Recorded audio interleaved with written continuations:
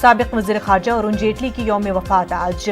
अरुण जेटली की यौम वफ़ात के मौके पर पीएम मोदी और वज़ीर दाखिला अमित शाह ने उन्हें याद कर खराज अक़ीदत पेश किया है।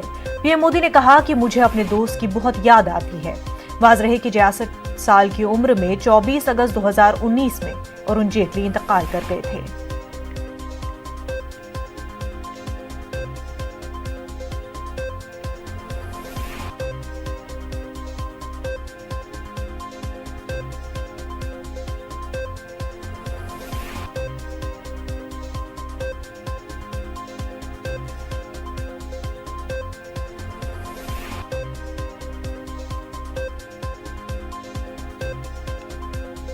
नाज़रीन, साबिक वज़ीर ख़जाना अरुण जेटली की आज यौम वफ़ात है, जिस पर वज़ीर आज़म नरेंद्र मोदी और वज़ीर दाखिला अमित शाह ने खराज अक़ीदत पेश किया।